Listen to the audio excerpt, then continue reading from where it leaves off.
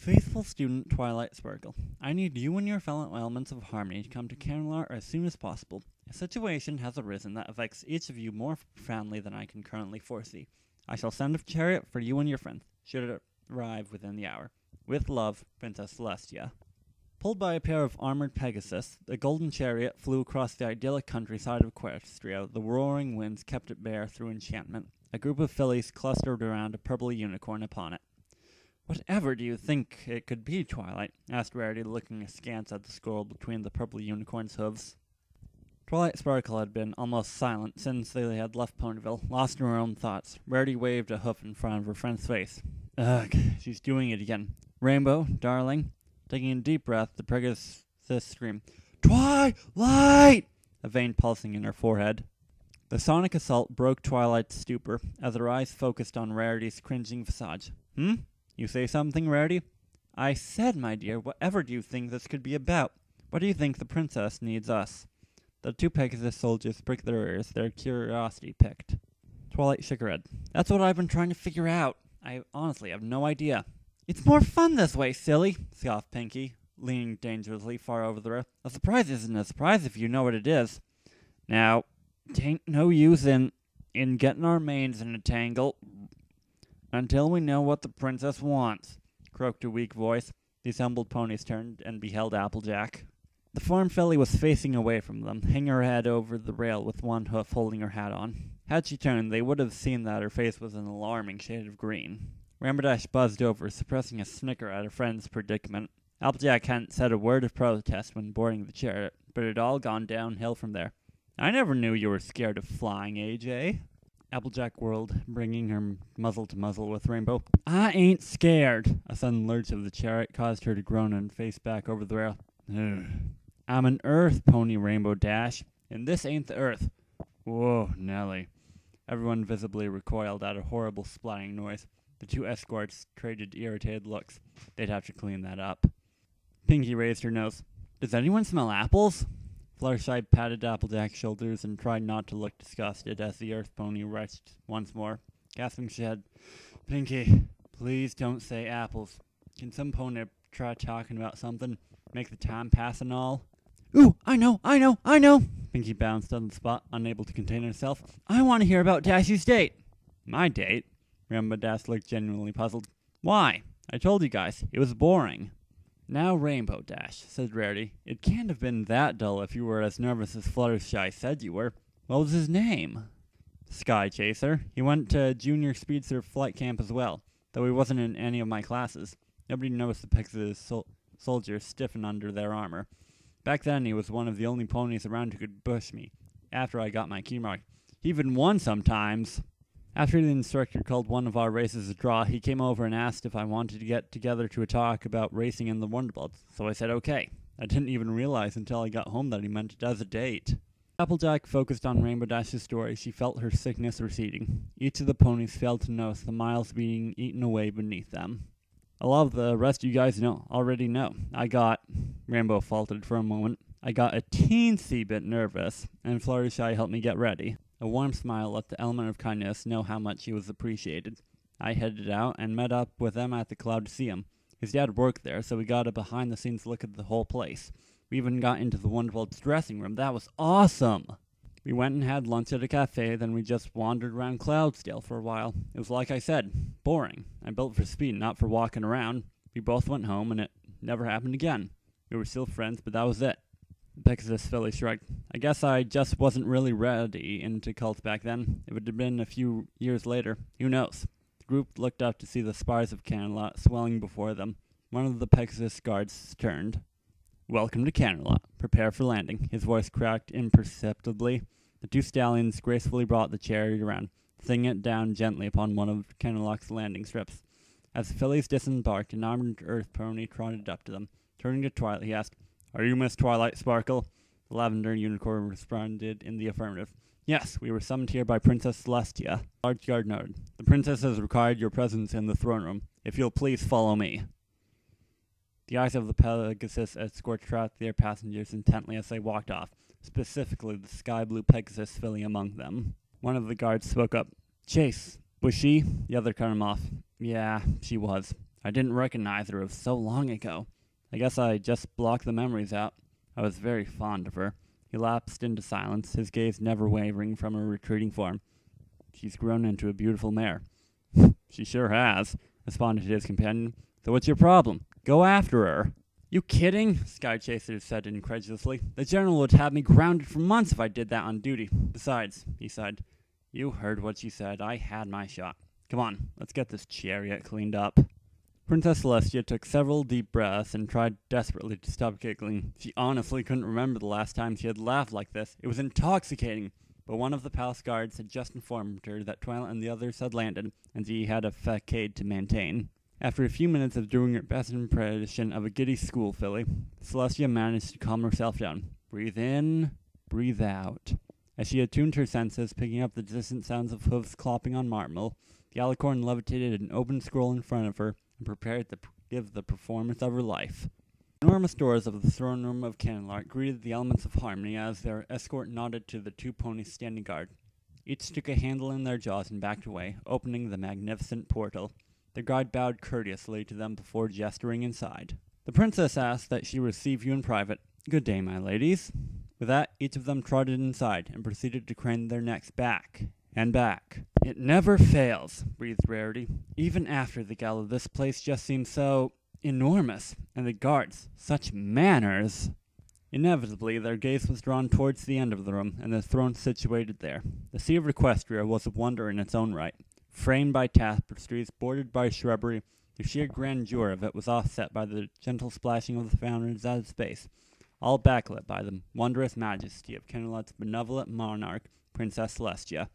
Or, at least, it would have been, had her face not been buried in a scroll. As the fillies neared the throne, they slowed their pace and took careful to allow their hoofs to clop noisily on the floor. When the princess did not look up, Twilight diplomatically cleared her throat. Still, the alicorn did not respond. Rainbow nudged and elbowed into Twilight's ribs. The unicorn stepped forward. Princess? Celestia looked like she had very nearly had a heart attack. Leaping a foot out of her throne, her horns spearing clean through the parchment in her hooves. Her surprise in turn terrified the pony Villians, prompting Fluttershy to dive behind Applejack. Putting a hoof to her heart, Princess Celestia looked down upon them and laughed. My goodness, girls, you startled me. It's a good thing Luna is handling the sun today. I haven't had a fright like that in years. I hope you're all well. As the sextuplet bowed, Twilight said, Very well, Your Majesty, though we all are very curious to see why you summoned us here. As the librarian raised her gaze, she noticed something peculiar. There were scrolls everywhere, stashed behind the throne, perking out of the pot plants, one even, her heart lunged, lowering in the fountain. She realized that she had a long way to go before she started on par with her mentor. Celestia nodded. Yes, of course, my summons was rather vague. The alicorn rose and moved to an open balcony, beckoning them to follow her.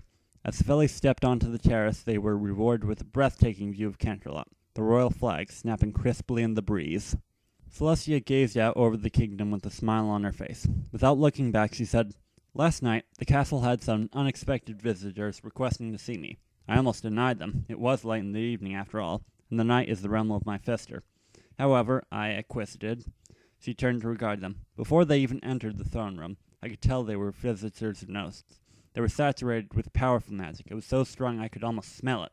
Though, by the light of the sun, I can't tell what type of magic it was. The elements traded glances uneasily. The monarch of the realm, a goddess in her own right, could not recognize magic? That somewhat irritated look on Celestia's face didn't help matters either. Now, you girls know I've been watching over the ponies of Equestria for over 1,000 years. I can't even clearly recall the last time I learned something new concerning magic. Ever since I talked with my guests, I've been spending all my time in the archives, going over the scrolls we have on magic. I even asked Luna to assist me. Alicorn smiled slyly, sensing the filly's unease. Some of the scrolls down there are even older than we are. The whole-place joke did wonders for the mood of the group, and the sounds of their mirth echoed around the throne room, dancing in the sunlight streaming through the high, arching windows.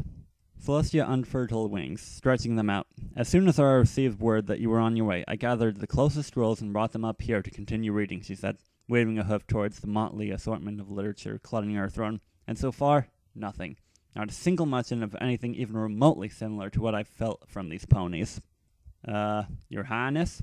The princess turned, smiling. Yes, Applejack, what is it? Slightly cowed at the prospect of being on a first-name basis with a millennia-old princess, The Earth Pony continued, undeterred. Well, begging your pardon, and I might not fully understand, but magic is magic, ain't it? Celestia nodded indulgently. To a point, yes, magic is all the same. However, it can be a bit more subtle than that. It's difficult to explain to someone who doesn't wield it themselves. Just believe me, this particular type of magic was different and strong. Applejack bowed. I'm mighty sorry for interrupting, Your Majesty. That's quite all right, dear. I want all of you to fully understand the situation, so if you have any questions, please ask them. In any case, the Alicorn turned and led them back inside. I had an audience with these ponies and had a long talk with them, where I noted that they were not the origin of the efflux I had detected, merely soaked in its after effects. I am not convinced, while they were certainly peculiar, they were in no way a threat to Equestria. The magic surrounding them, while powerful, was not malevolent. Applejack suddenly leaned over drowsily. Malevolent what? She whispered. It means of evil intent, was the whispered response. Highness, while this is all fascinating, said Twilight, almost salivating over the prospect of heretofore undiscovered magic, what does it have to do with us? Why did you call us here? Celestia regarded her pupil warmly. From what I have seen, I believe that each of you have a, shall we say, special connection with these ponies. Pinkie Pie gasped humanely. A special connection? You mean we're going to become the absolute bestest of best friends? The princess laughed at her exuberance. I certainly hope so, Pinkie, but to be honest, I really have no idea what it might be. I just know that there is a connection. Rarity tossed her mane. Well, I, for one, have grown quite curious to what this whole ordeal is. Your Majesty, where might we find these ponies? I rather wish to meet them, and just see what all of this fuss is about, though perhaps not as learned in the ways of magic as Twilight. You've certainly piqued my interest with this talk of magical saturation. Of course, Rarity, said Celestia, nodding. I'd hope you'd all wish to meet them for yourselves anyway. Applejack stepped forward. All this talk of magic and connections has sure got my saddle in a twist. Yay! A chance to make new friends. We should have a park! Twilight. Pinkie was cut off with the cyan hoof being jammed in her mouth. I've said it before, and I'll say it again, Pinkie, deadpan Rainbow Dash. A simple nod will do. Fluttershy spoke up from the back of the group. Well, if you want us to meet them, Your Highness, then I suppose we'll do what we can. Twilight Sparkle rounded off the group with a determinate nod. Anything we can do to assist the princess.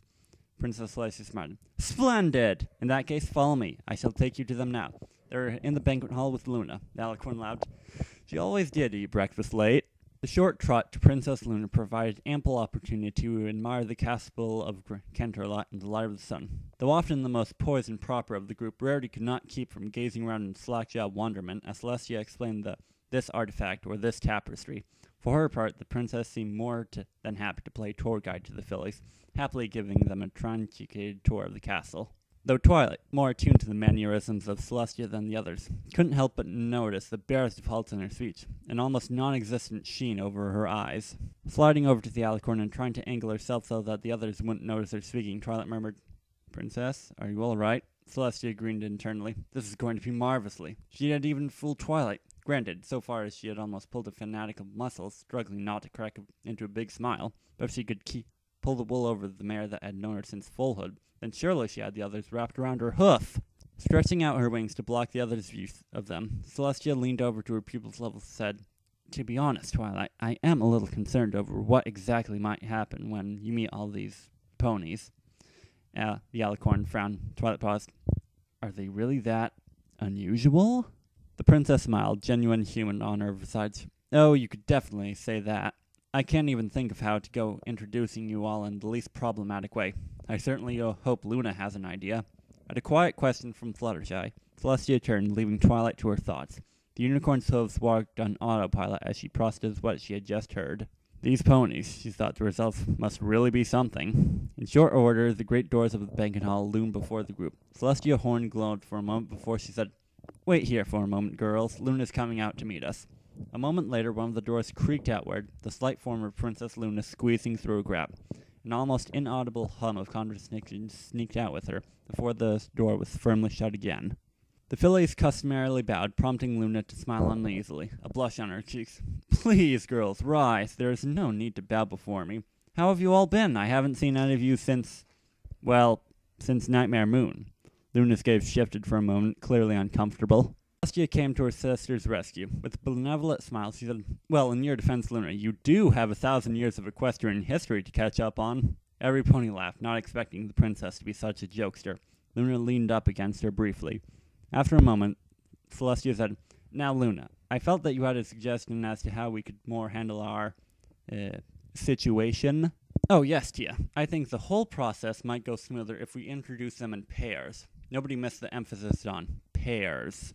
Celestia smiled. "Excellent idea, Luna. Girls, please follow me." With a quick wink towards Luna, who was a surprisingly good actor, the princess led the group into a small side chamber, with the door on the other side.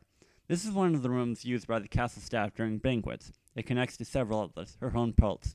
Luna has assembled the cults 2 rooms over, one by one. You will meet each other in the middle, then wait in the banquet hall for every pony else. Twilight, why don't you go first? At that, the princess abruptly started ushering her towards the door. Twilight sputtered for a moment, caught off guard at the sudden turn of events. She voiced her question on everyone's mind. "Cults?" she said. "You mean these ponies are all stallions?" Celestia's eyes widened. "Oh dear, I might have said too much. Come on, Twilight, in you go." Twilight Sparkle began to sweat, seeing the door before her begin to swing open, guided by Celestia's magic. A gap just large enough for her to squeeze through was all the princess allowed, that less to prevent the others from seeing anything. She turned to face her mentor, still backing into the room. She noticed all her friends watching, wide-eyed. "Princess Celestia," she began, "don't you think I should go in with some pony else, or maybe you could even come in with me?" As the unicorn backed fully into the room, Celestia merely smiled through the small gap in the doorway, saying, "No, Twilight Sparkle. I think this is a job you best handle by you and you alone." The door clicked shut as Twilight continued to speak, yelling to be heard through the thick oak. "And what did you mean by cults?" As she strained to listen for an answering shout, she heard the sound of a door opening behind her. Her heart leapt into her throat. She whirled around. A pair of purple legs were backing into the room from the opposite doorway. A very male pair of legs. Hoofs clopping on the polished floor, the other pony backed into the room, slowly revealing a toned flank and broad shoulders. Twilight heard the pony's deeper voice as the door swung shut, and it finally registered with her that was most definitely a cult. "Fillies? What do you mean, fillies?" Her brain stalled. All at once, everything she had seen of the cult's appearance and every little hint that Celestia had dropped all came together. Unable to stop together, she gasped. The cult spun, searching for the source of the noise. His gaze locked on her. 2 violet eyes met. All doubts vanished as 2 ponies instinctively examined each other's identical cutie marks. The cult and the filly expressed themselves as best they knew how. Holy buck.